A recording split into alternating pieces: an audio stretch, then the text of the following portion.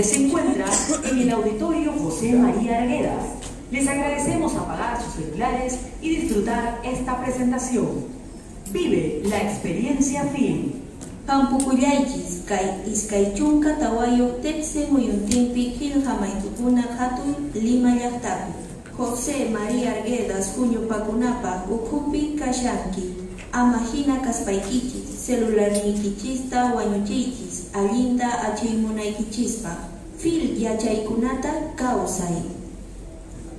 Muy buenas tardes a todos, muchas gracias por estar aquí. A nombre de la Cámara Peruana del Libro les damos la bienvenida.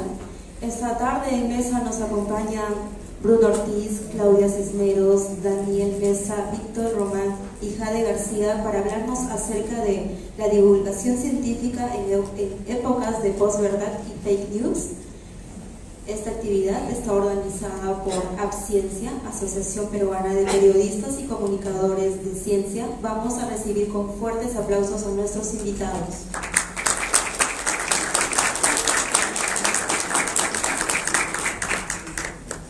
Muchísimas gracias, bienvenidos y bienvenidas todas y todos. Mi nombre es Claudia Cisneros, soy periodista, activista y divulgadora científica y formo parte de la AppCiencia.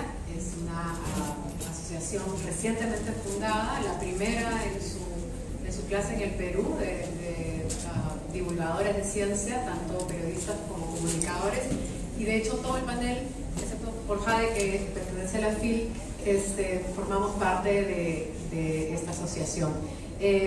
Rápidamente voy a explicar el título de nuestro conversatorio para pasar luego a ya las exposiciones y con fe esperemos tener tiempo para poder recibir sus preguntas también.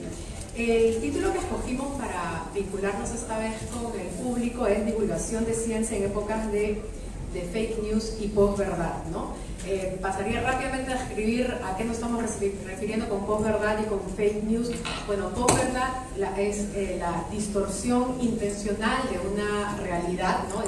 Pero es más que una mentira, es falsear hechos, es distorsionar la realidad y manipularla para hacer que represente algo que no es y que representa más bien intereses subalternos, ¿no? La posverdad y la fake news, que es una forma de posverdad, tiene siempre la intencionalidad de manipular a la opinión pública. De hecho, una de las cosas más peligrosas para la ciencia y la divulgación de la ciencia es que en la posverdad y en las prácticas de fake news lo que se trata de hacer es minimizar, relativizar los hechos y darle relevancia a las opiniones e incluso en muchos casos tratar de ponerle en equivalencia con los hechos fácticos, ¿no? Y también eso tiene como consecuencia que se devalúa o se desprestigia o se intenta desautorizar a las voces autorizadas, en este caso las voces de la comunidad científica. Y lo peligroso de esto, por supuesto, más aún lo que estamos viendo en los últimos tiempos, es el uso político que se le da a estas fake news. Y en el caso de la ciencia, como decía, personalmente siento que la ciencia se encuentra actualmente bajo ataque por parte de ciertos sectores políticos, como estamos viendo, por ejemplo, con respecto a todo el tema del cambio climático y estas teorías, ¿no?, extendidas anti-cambio climático, entre otras cosas, ¿no?, los antivacunas, los terraplanistas, etcétera, etcétera. Entonces, sin más, quiero pasar, después voy a ir presentando uno a uno a los integrantes del panel, pero quiero primero, queremos como asociación felicitar y agradecer a la Feria del Libro y a Jade García, directora cultural de la Cámara de Comercio del Libro, por haber abierto este espacio, porque no sé si saben, pero esa es la primera vez que en la Feria del Libro se abre el espacio FilCiencia, lo cual agradecemos mucho, y queríamos también preguntarle a Jade cuál fue el proceso, ¿no es cierto?, de decisión para abrir este espacio finalmente de FilCiencia, ¿no?, que por primera vez se abre. Bueno, gracias a todos por su presencia hoy, gracias también a la mesa, a Claudia que me ha invitado también a participar. Bueno, en principio nosotros hemos por primera vez inaugurado este nuevo eje a toda nuestra programación, que es el FIL Ciencia. Ya desde el año pasado hemos venido insertando algunas mesas con invitados y la verdad que nos había causado gratamente la sorpresa de que tenía muchísimo público, ¿no? O sea, el interés estaba. Y bueno, este año dijimos, se viene ya el eje en sí, con una serie de alianzas, porque también nos unimos al Concitec para que tengan su stand acá en la feria, que es un stand de ciencia, lo habrán podido ver, y publicaciones científicas hay muchas, ¿no? Entonces había que poner también a disposición no solamente las publicaciones, sino los debates en torno a estos temas, que de hecho era importante hacer la ciencia más asequible y de alguna manera popularizarlo hacia el público, ¿no? Porque que no se quede nada más en el marco académico, ¿no? Y creo que está teniendo muy buena recepción. Ya creo que en estos 2 días o 3 días que nos faltan de feria están terminando las últimas mesas y la verdad que pienso que esto va a seguir de largo, ¿no? Excelente, bueno, muchísimas gracias a nombre de todos nosotros y de los amantes de la ciencia y del conocimiento en general.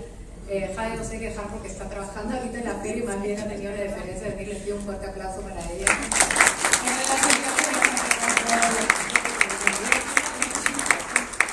Gracias, Jade.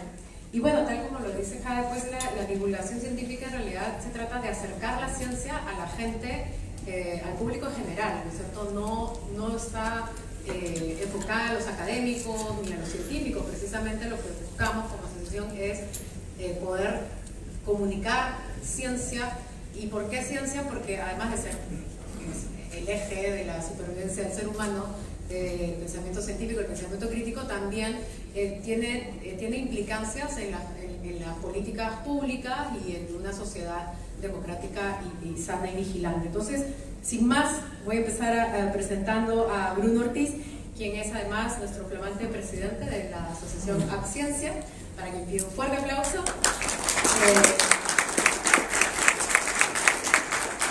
Y Bruno nos va a hablar sobre la pseudociencia en el Perú, ¿no? ¿Qué es la pseudociencia y por qué el peligro que implica la pseudociencia y por qué nosotros la combatimos? Bueno, muchas gracias. Gracias a todos por darse un tiempo y escuchar esta charla. Me avisa todavía la cuestión de los tiempos, lo que me va a pasar. Mi idea no es llenarlos de datos muy complejos ni de información muy técnica que de repente los pueda marear. Yo trabajo en el diario de Comercio y ahí, por el tipo de medio que es, tenemos que hacer la información lo más cercana a la gente posible. O sea, todo el mundo tiene que entenderlo. Entonces, así es como más o menos yo trato de abordar todos mis temas. En el caso de la pseudociencia, para hacerlo más simple, es todo eso que nos parece que tiene algún tipo de componente científico, de fundamento científico, que te suena lógico en la cabeza de que efectivamente debe ser así, pero que en la realidad no tiene ningún tipo de evidencia que te diga que efectivamente un procedimiento pueda ayudarte o pueda solucionarte un problema como lo promociona. Escogí hablar sobre esto en particular, en parte porque a veces también me gusta un poco chocar con la gente, porque cuando hablamos de pseudociencias, por lo general, a veces chocamos un poco con algunas creencias que tenemos nosotros desde una cuestión de crianza, probablemente, de costumbre, qué sé yo. Por ejemplo, una pseudociencia que es muy difundida en todo el mundo es la homeopatía. Probablemente algunas personas que estén aquí me empiecen a mirar feo, se paren y se vayan, porque probablemente consumen homeopatía. El problema es que probablemente su médico tratante le recomiende homeopatía. Y digo que es un problema porque está ampliamente demostrado que la homeopatía no sirve. Perdón si estoy ofendiendo a algunas personas, pero digamos, justamente parte de lo que persigue esta asociación es empezar a tratar de crear un poco, o a incrementar el pensamiento crítico, no solamente entre la gente que nos dedicamos a divulgar esos temas, sino también comunicar o darle información al resto de personas para que empecemos a pensar de una manera más crítica, como les digo. Entonces, ¿cuál es el problema, por ejemplo, con la homeopatía? Que en servicios como salud tienen espacios en donde los mismos tratantes le recomiendan a las personas utilizar métodos o medicina no tradicional, como creo que es así como le llaman, y entre ellas está la homeopatía, sabiendo ellos mismos que no hay evidencia para que digan que funciona.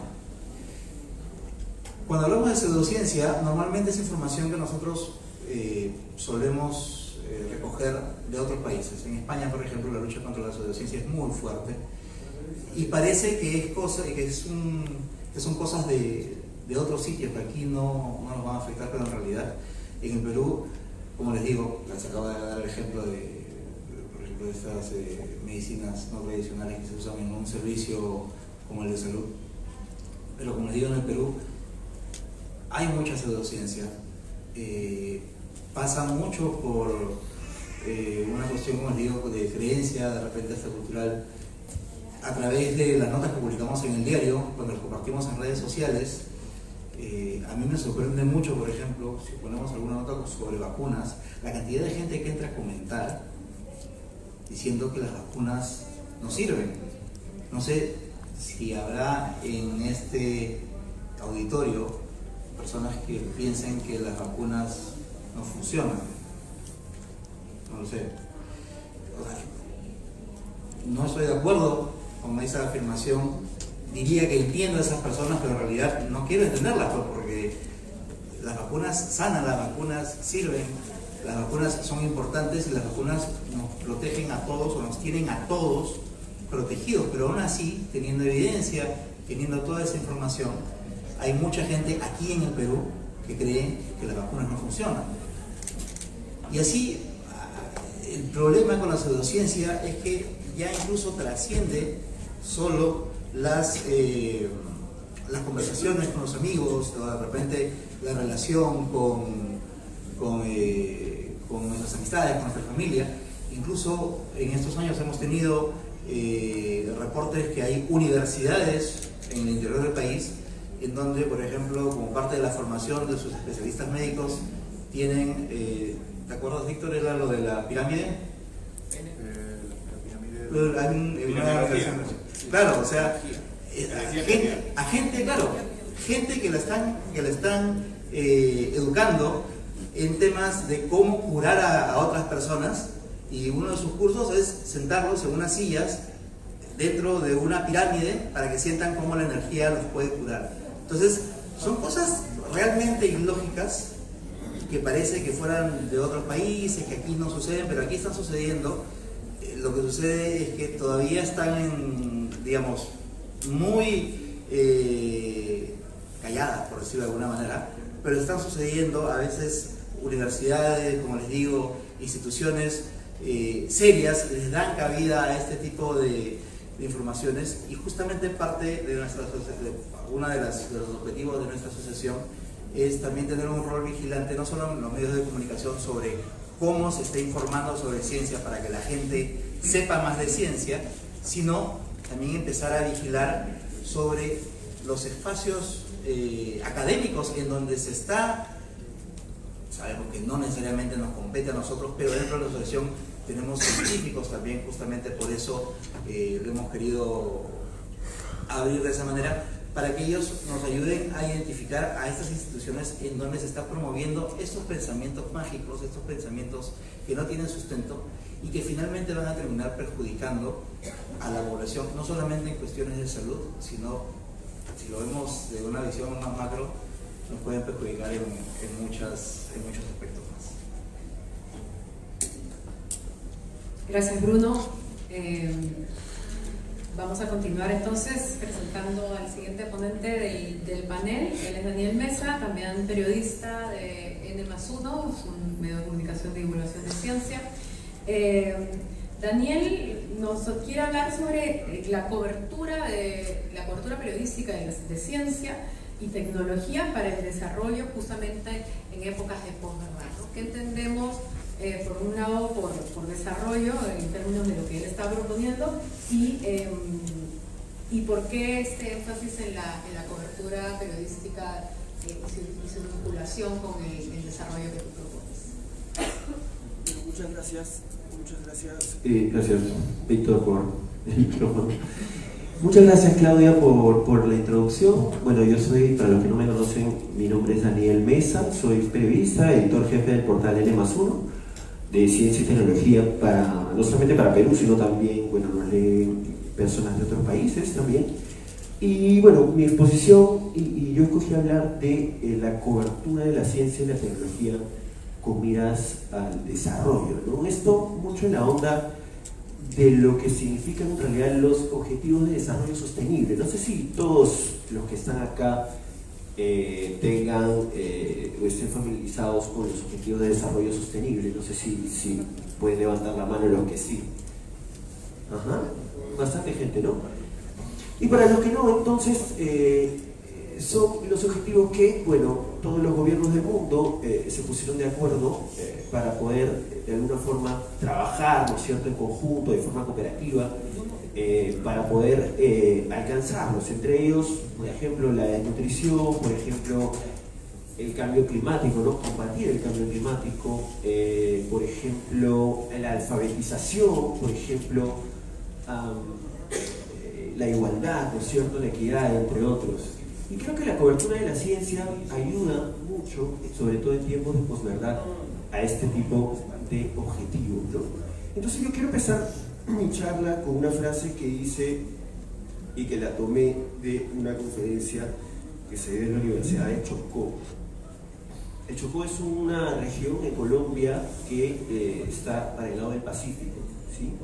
Y un académico llamado Manel Torres de la Universidad Tecnológica de Chocó dijo que somos cómplices del sistema de los indicadores. Nos enseñan a ser más academicistas y la ciencia debe salir del corazón y en función social.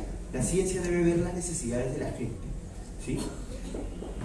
En esta línea, creo que la idea de la conformación de la AppCiencia, ¿no es cierto?, de los periodistas y científicos que la conforman, más allá de bombardearnos a todos de átomos y moléculas y de planetas y cuásares, creo yo que también esto es muy importante, pero sin embargo no podemos olvidar el rol social, ¿no? No es por volver a mi amigo Víctor, que es especialista, experto en astrobiología, pero que sin embargo, si no logramos aterrizar, y esto es algo que Víctor pregona muy bien, si no logramos aterrizar estas cosas al bienestar social, podemos estar pecando y alejándonos de nuestras audiencias, ¿no? Entonces, en esta línea va lo que quiero decir de alguna forma formal, lo que implica cubrir la ciencia con miras al desarrollo, ¿no?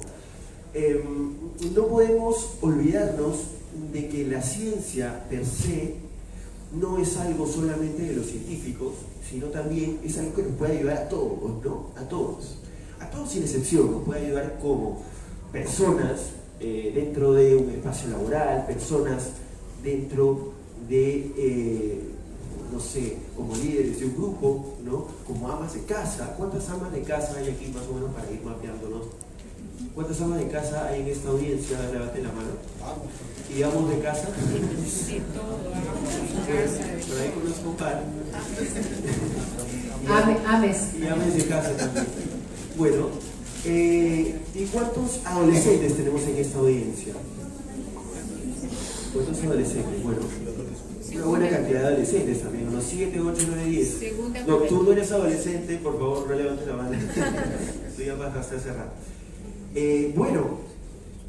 Cosas que nos afectan directamente, ¿no? Incluso como dueños de mascotas, ¿no? Yo tengo una mascota, por ejemplo, y cada vez que me entero por algún medio como El Comercio, como Científicos.p o como N+1, como Sofimanía, ¿no?, de Claudia, cosas que tengan que ver con mi mascota, ¿no?, como por ejemplo costumbres que yo debo tener con mi mascota que le hacen bien, ¿no? Por ejemplo sacarlo a pasear todos los días, pues ya tengo una evidencia real, una evidencia estudiada que habla del bienestar de mascotas, ¿sí? Y que me da incluso una razón aún más poderosa, estudiada, para orar bien, diría yo, orar bien para elevar la calidad de vida de mi mascota, por ejemplo, ¿no? Y si como ama de casa yo me entero por alguno de estos medios que la buena alimentación no solamente ayuda al bienestar físico de las personas que están a mi cargo, sea de mi marido, ¿no? O de mis hijos, sino también ayuda al bienestar mental de las personas y le ayudan a, por ejemplo, combatir síntomas de la depresión a través de una buena nutrición o a través de una dieta. Entonces me veo aún más motivado, ¿no? A tomar decisiones correctas, informadas y científicamente probadas, que mejor aún. Entonces ese es el complemento que yo quería dar a la correcta y ágil identificación del problema de parte de Bruno, ¿no?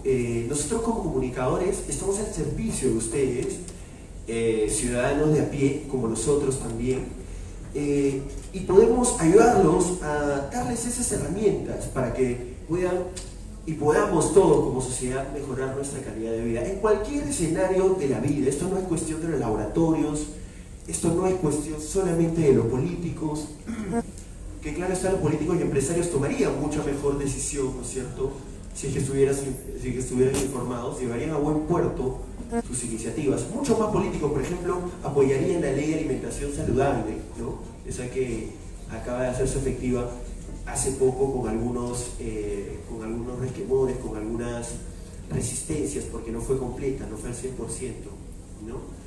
Etcétera, etcétera. Hay muchos factores, hay muchas cosas, por ejemplo, cantar y bailar, ¿no?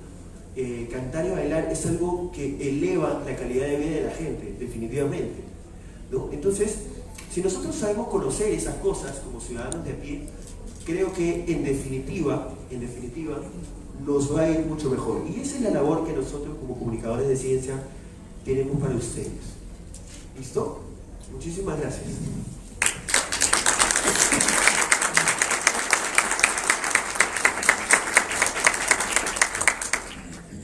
Muchas gracias a los ponentes también porque se están siguiendo estrictamente al tiempo, como solo hay 45 minutos y queremos ver de recibir preguntas de ustedes. Bueno, me toca entonces presentar a mi amigo, ex compañero de trabajo, porque Víctor trabajó en Sofimanía largo tiempo, el peruano mismo. Víctor, bueno, ya lo dijo Daniel, es astrobiólogo, ahora trabaja con Daniel, somos todos amigos todavía. Y Víctor nos quiere hablar sobre la importancia de que los consumidores de las noticias, o sea, todos nosotros, usemos fuentes fidedignas, usemos fuentes veraces, no solamente para informarnos, sino también cuando compartimos estos contenidos a través, por ejemplo, de las redes sociales, ¿no? Entonces les pido también un fuerte aplauso para Víctor Romano.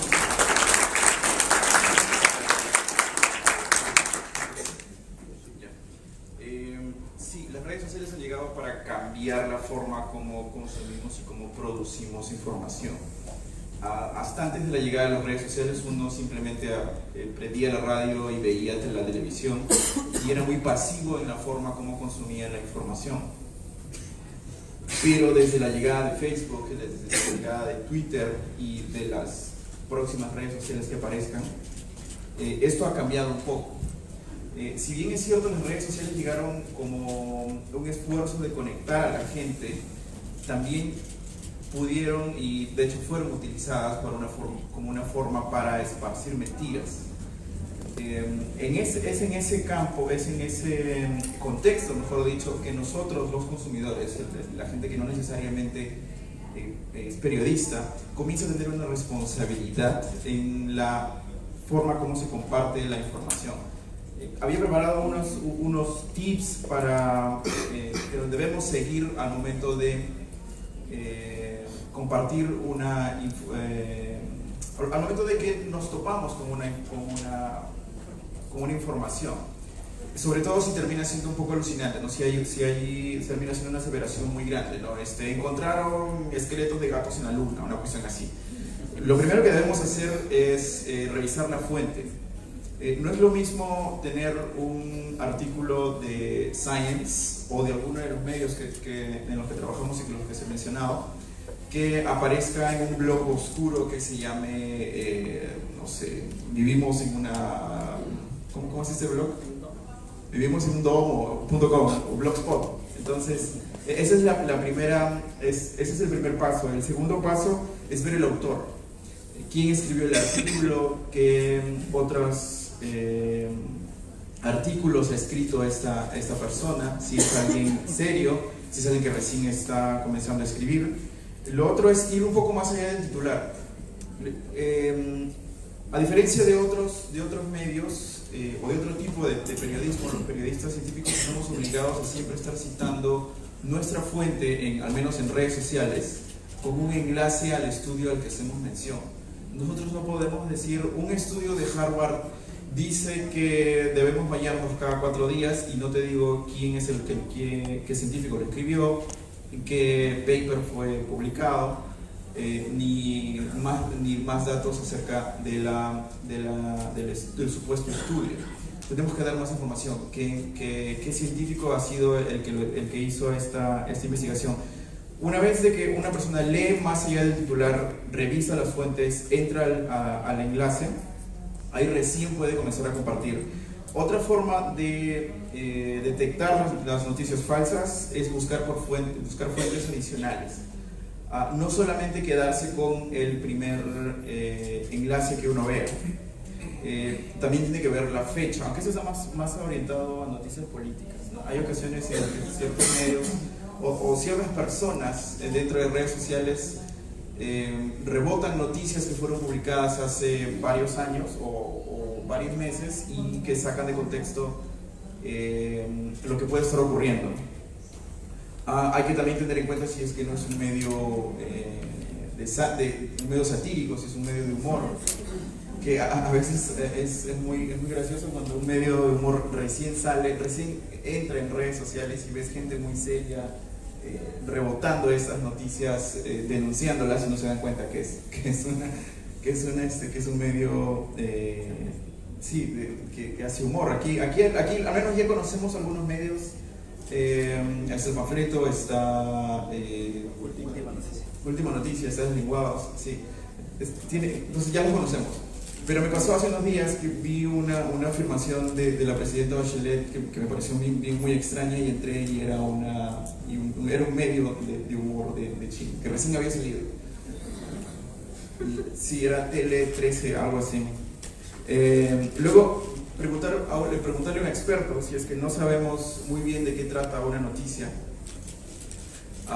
Todos conocemos a alguien que por ahí maneja algún tema. Esa persona, si es que no lo sabe, puede preguntárselo a alguien más. Especialmente preguntarle a los más jóvenes, a aquellos que están mucho más informados, son los que suelen tener el tiempo para averiguar con mucho mayor precisión. Y la más importante de todas es evaluar nuestros propios sesgos. Es la más difícil. Todos de una u otra forma tenemos algún tipo de sesgo, ¿no? Por ejemplo, a mí me encantaría que exista vida fuera de la Tierra. Entonces debo ser un ultra vigilante cuando encuentro una noticia en redes sociales que afirma que estamos cada vez más cerca de encontrar, no sé, moléculas en Marte o formas de vida primitiva en Europa, en esta luna de Júpiter. Entonces, ese es el punto más importante, el hacernos responsables de la información que consumimos y que rebotamos, porque puede que nosotros no escribamos los artículos, pero sí los compartimos.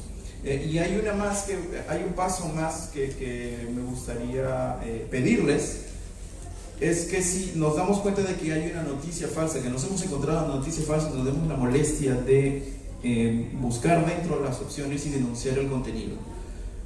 A raíz de las últimas elecciones en Estados Unidos, la mayoría de redes sociales han establecido protocolos para denunciar el problema que tenemos con las vacunas, los negacionistas del cambio climático, los terraplanistas o cualquiera de estas ideas como las que mencionó Bruno, que se están en Chiclayo. Si nosotros denunciamos y hay una buena cantidad de gente denunciando el contenido, los moderadores de estas redes sociales, de estas plataformas, van a poder tomar una acción contra ellas. Con esto cierro. No debemos olvidar que estamos en la era de lo que Alvin Toffler llamó el prosumidor. No solamente estamos consumiendo, sino también estamos produciendo información. Gracias.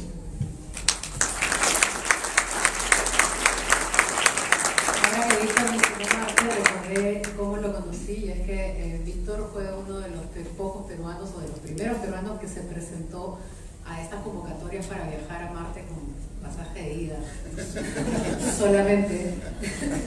Entonces dije, wow, este chico realmente está loco, pero es un loco por el conocimiento y la ciencia, ¿no? Está dispuesto a dar su vida. Ahora ya no tanto, pero sí. Era más joven. Bueno, vamos rápidamente a hacer unas cuantas preguntas de mi parte a los panelistas, y luego ya les suelto para que ustedes también puedan hacernos preguntas, ¿no? Y el caso de Bruno, que tú mencionabas el tema de las pseudociencias y la homeopatía y otras prácticas que quizás algunas personas las utilizan como placebo, ¿no? O algunas personas sienten que a ellos sí les ha ayudado, ¿no? Entonces yo quería que tú expliques un poquito al público por qué es peligroso que estas se presenten como si fueran prácticas científicas ya validadas por el consenso científico, y eso es una parte de la pregunta. Y la segunda sería, cuando tú dices no hay evidencia científica de que estas prácticas sean realmente ciencia, un poco para que la gente conozca quién recoge y cómo se valida esa evidencia, ¿no? Para que nosotros podamos luego utilizarlas y difundir al público. Claro, con respecto a lo primero, ¿qué cosa era? Ya estoy viejito ya.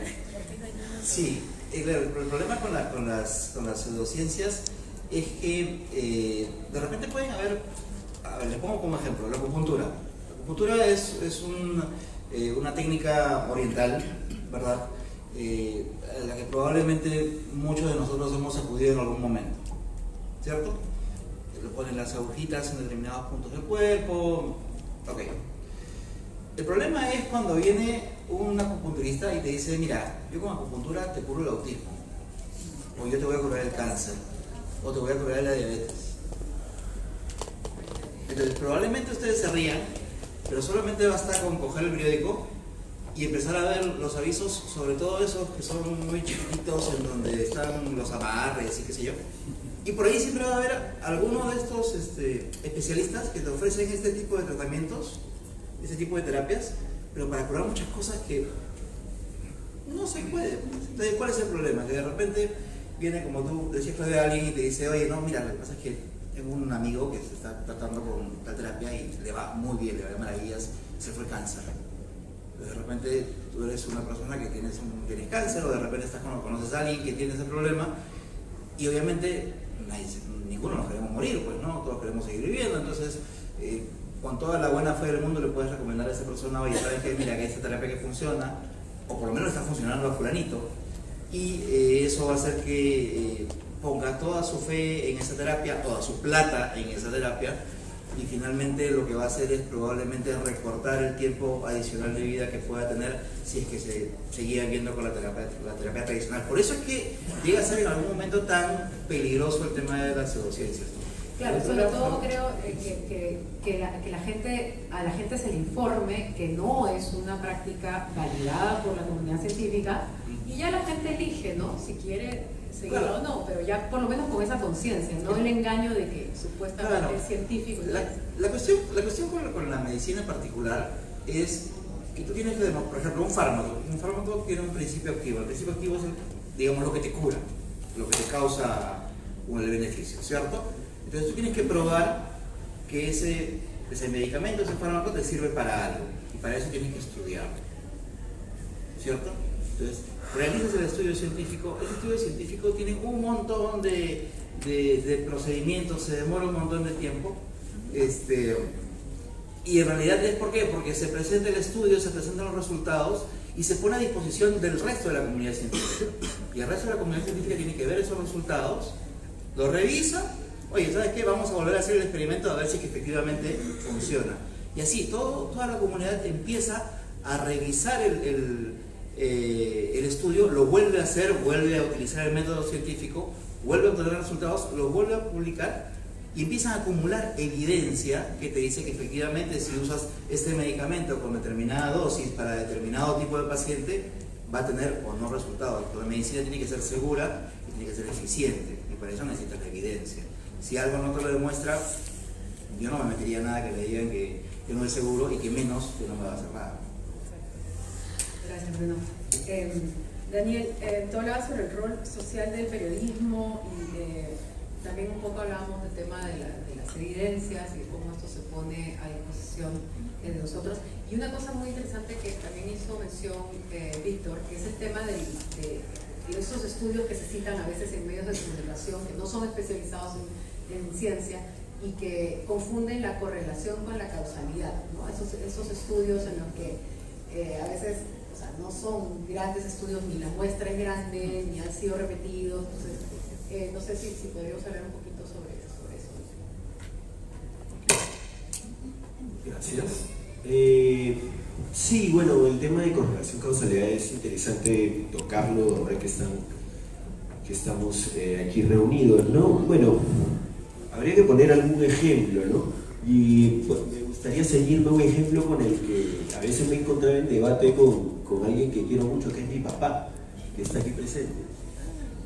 Entonces, él me dice, y él está totalmente convencido, ya, y sus razones tiene, de que el vino es algo que hace bien a las personas, a la larga, ¿no?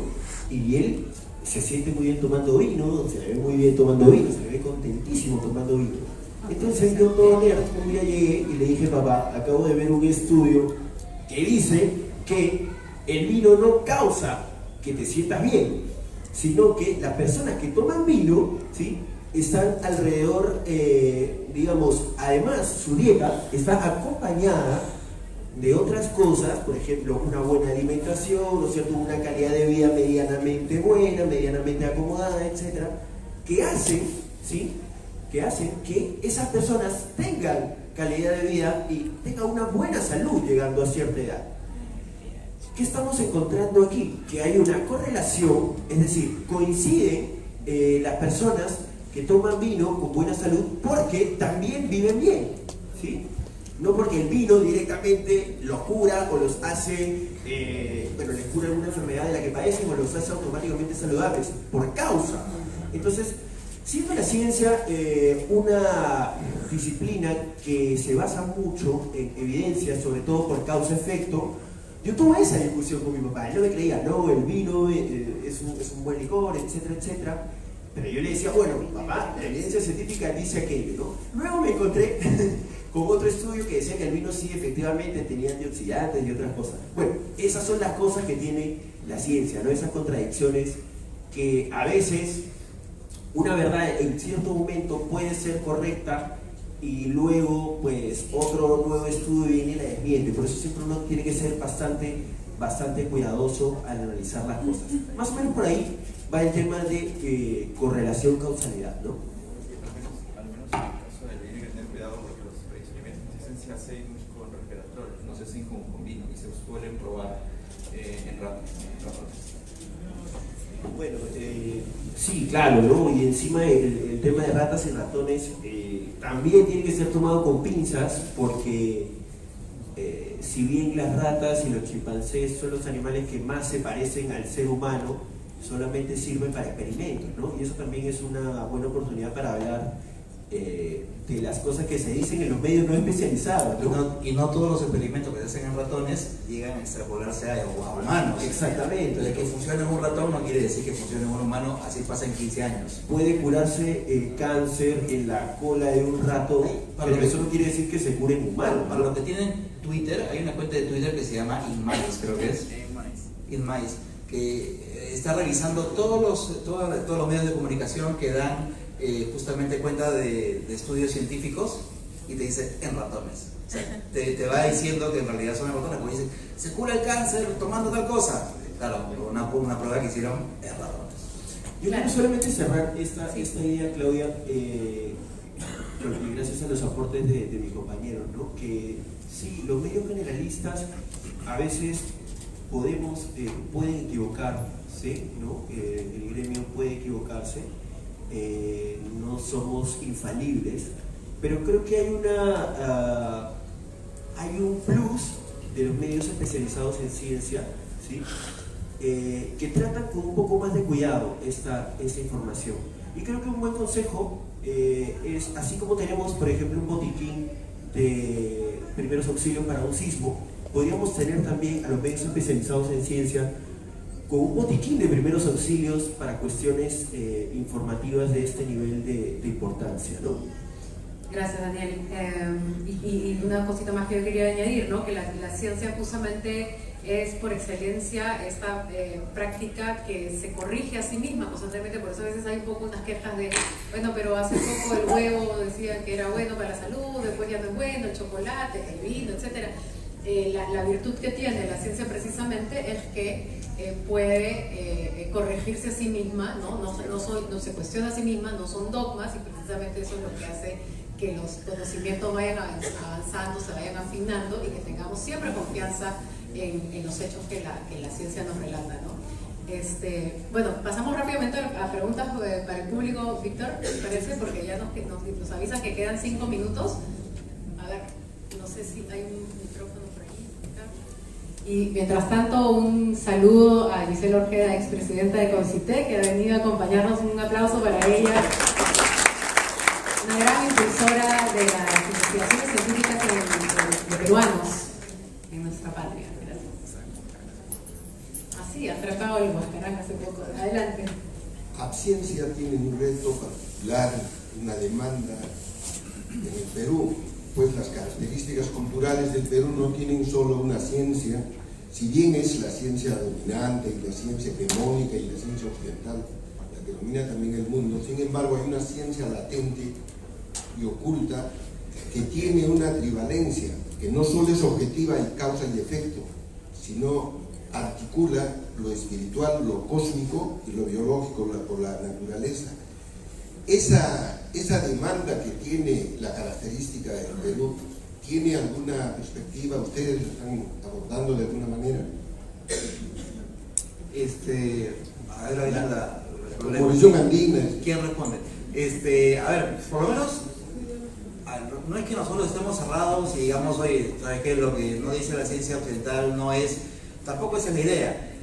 Así como, o sea, nosotros no somos los que mandamos en ese tema, las instituciones investigadoras de ciencia también tienen sus justamente espacios en donde están haciendo investigaciones en ese sentido. Entonces nosotros vamos a estar siempre mirándolas. Entonces, mientras hayan espacios, mientras todo siga sus procesos, nosotros vamos a darle la difusión que sea necesaria, siempre y cuando, digamos, sean cosas que se ciñan a lo que se Nos atendemos a las evidencias, ¿no? Claro. Y eso está abierto para cualquier tipo de práctica en realidad. De hecho, incluso a las prácticas tradicionales, ¿no? Claro. A las cuales les hace falta más bien que haya investigaciones científicas o que las validen, ¿no? Claro, si hay una hierba que se dice tradicionalmente que sirve para algo, perfecto, que se haga la investigación y que justamente se demuestre de que efectivamente, y si se demuestra, perfecto, la promocionaremos, pues. Yo solamente quería contestar al señor, muy amablemente. Lo que usted describe es no ciencia. La ciencia tiene una manera de pensar que responde a la observación, ve si ese fenómeno se repite, luego no solo tiene que ser causa-efecto, si ese fenómeno se repite, uno hace hipótesis y a partir de esas hipótesis uno ve si se cumplen nuestras hipótesis, y eso es la ciencia, ¿no? O sea, se cumple aquello que la naturaleza nos permite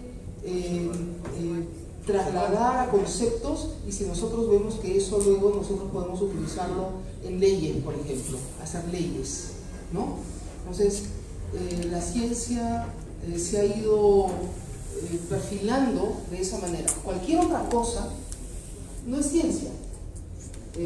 Son otras cosas que pueden ser varias, pero no es ciencia, ¿no? Correcto, sí, gracias. Acá el señor, adelante, gracias. Uno de los aspectos más críticos de lo que estamos hablando es lo relacionado a la salud. En ese sentido, el Ministerio de Salud cumple un rol fundamental, y especialmente el Instituto Nacional de Salud. Sin embargo, el Instituto Nacional de Salud hace 2 días presentó un libro sobre plantas medicinales, ¿no? Y en ese libro vemos que lo único que hace es describir algunas plantas en el Perú y los efectos que podrían tener. Y eso no me parece bien, ¿no? Igualmente, ¿no? Salud tiene un programa de medicina alternativa, que no está mal. La medicina alternativa debemos recurrir a eso, pero debemos recurrir con metodologías científicas.